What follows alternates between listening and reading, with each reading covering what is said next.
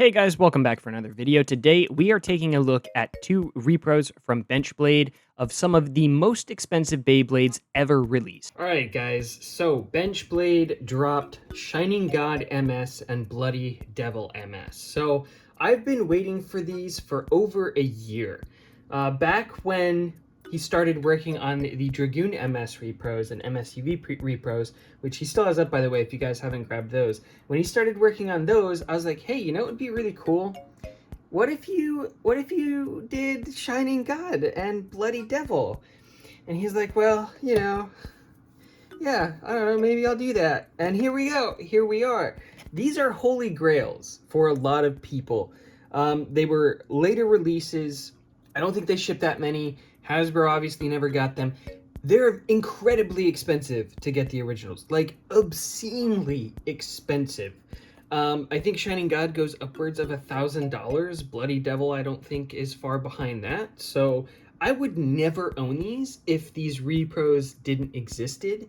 And I've wanted them for a really long time, but I don't, it's just outside of my budget. So very excited for these. You guys can grab these now. I'll have a link to Benchblade's Etsy down below. So we're gonna go ahead and open this up and take a look at what's inside. So these are made out of a slightly different material than the originals, still injection molded, but the plastic is stronger. However, it's still within weight spec of the originals. Basically 1-to-1, but better, because it's stronger. So, let's go ahead and pull this out. We've got a tool. We've got a piece of the blade base here. We've got stickers as well. And you've got a case. I honestly was expecting him to do the cases in black. It would have been easier for him just to recycle the same ones that he used for Dragoon, but yeah, that looks amazing. So I'm gonna go ahead and sticker this up really quick, and then we'll take a look at Bloody Devil as well. I will weigh these. I don't have the originals to compare it to because, you know, I can't afford them, but we will go ahead and weigh them just so you guys have them in case any of you guys happen to have the originals, then you can compare the weights. I just want to interject here with the stickers because I'm putting these on, and I realized that these are, it looks to be machine cut. So previously Benchblade has done like some hand cut stickers, but these are machine cut, so very clean coming off of the sticker sheet. All right, we've got the stickers on it. Look at the like glittery fleck going on in the plastic of the case. I didn't even notice that until just now. That's sick. So the running core does have a gimmick, and the gimmick does function smoothly. I'm impressed. All right, let's go ahead and open up Bloody Devil. We'll get the stickers on this one, and then we will check the weights. So the sticker sheet, we've got the running core, subparts, and then the blade as well. And once again with the running core, we've got a functional gimmick from flat to a wider flat. All right, there it is with the stickers on it. So let's go ahead and weigh the parts. For those of you who have these and can let us know sort of how close they are in terms of weight, that would be great. So we'll start with Bloody Devil. The attack ring is 20.82 grams. Running core is 5.15. We've got the, I don't even know what this is called, to be honest. The metal sub attack ring, 16.83, and then the sub attack ring, 2.23. Then we've got the connector for this sub attack ring, which is 0.55 grams. Bit chip is 0.67. So let's throw it all together. This one's a little different. So they got a little more complicated sort of as time went on with HMS especially towards the end. So let's go ahead and throw this together. And then the plastic sub-attack ring, and then the metal sub-ring goes on like that. And then you've got the sub-attack ring chip. That free spins. And when it gets hit during battle, it can swap modes, which is cool, potentially. So the whole thing altogether comes in at 46.23 grams. So let's go ahead and check out Shining God. So the attack ring comes in at 18.70 grams.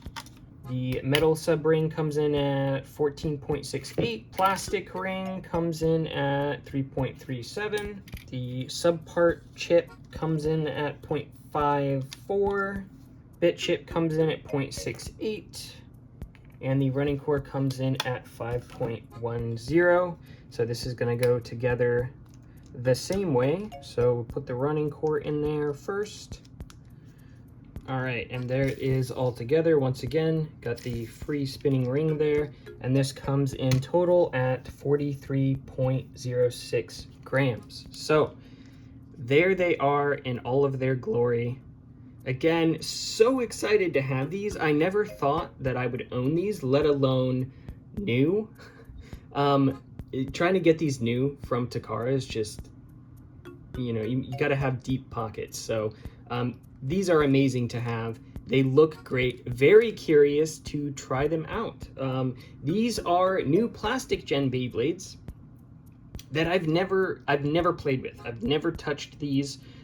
So this is like 20 years in the making. A lot of plastic gen stuff I have or have had in the past, but these I never owned. At no point in my history with Beyblade have I owned these. So it's very exciting to just have something new that I haven't experienced before. So let's go ahead and bust out the HMS Stadium and test these out. It feels good to bring that out. To your dedicated home. This is where you belong. Welcome to Beyblade history. Now, I know Benchblade's gonna watch this, so I'm just gonna just really quickly, Benchblade, you know what we're missing? You know what nobody's making? I need a thing. I need a grip, Benchblade. Hint, hint, wink, wink. Everybody in the comments that wants HMS grips. I feel like that'd be pretty easy to make. I'm just gonna throw that out there. Let them know in the comments. All right, let's do a test spin. We'll do Bloody Devil first. All right, first launch of Bloody Devil ever.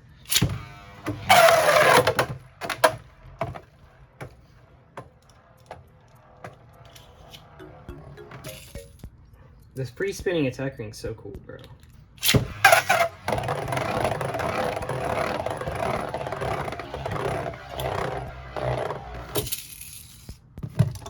All right, let's get Shining God in there. This also has the free spinning ring. So cool. All right, let's do a battle between the two.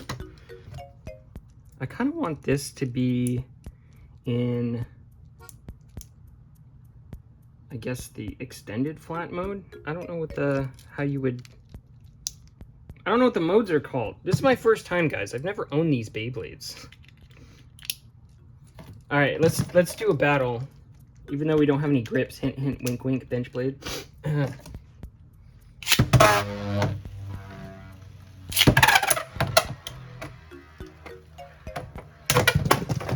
Hey, Bloody Devil takes it.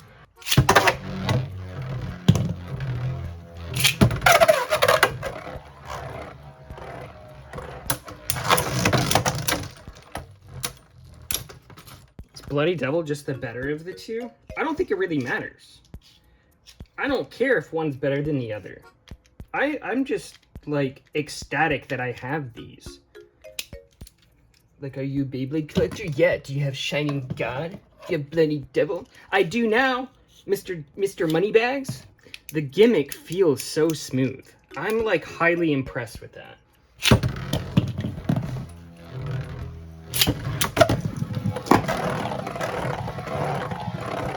The one reason why I haven't really done HMS content on the channel is because like I don't have that many. But that's slowly changing. The more repros we get, the more stuff I have. So I can finally do some HMS content. The last like 2004 championship challenge that I have to do is an HMS one, and I could never do it because like I don't have any parts.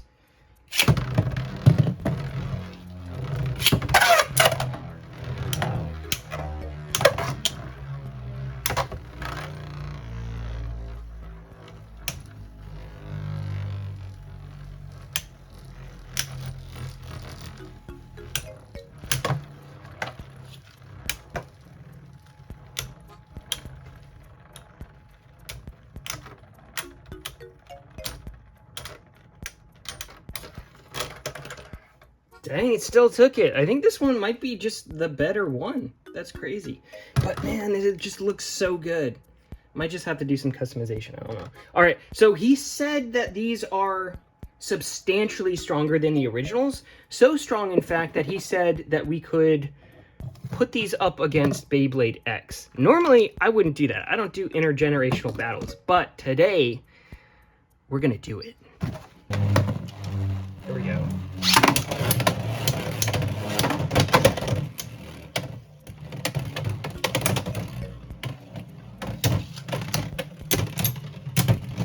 Durability test.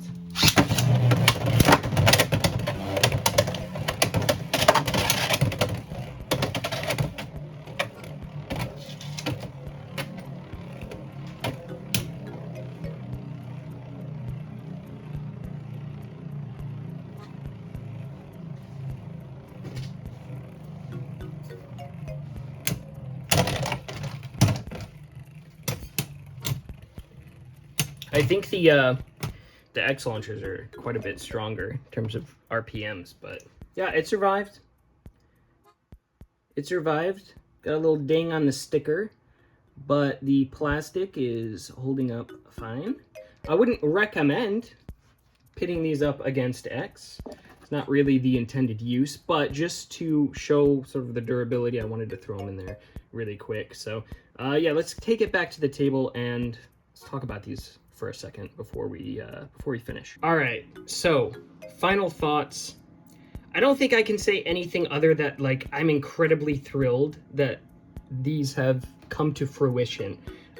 When I requested these, I wasn't sure if he was going to do them or not. He might have already had them in the pipeline at that point. I'm not sure.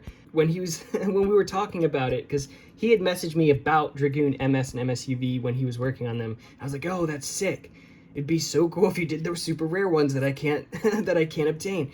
And these are a little more complicated. They have more parts, more moving parts, especially with sort of the gimmick. So, and these are a big investment for Benchblade. So obviously he's producing these himself.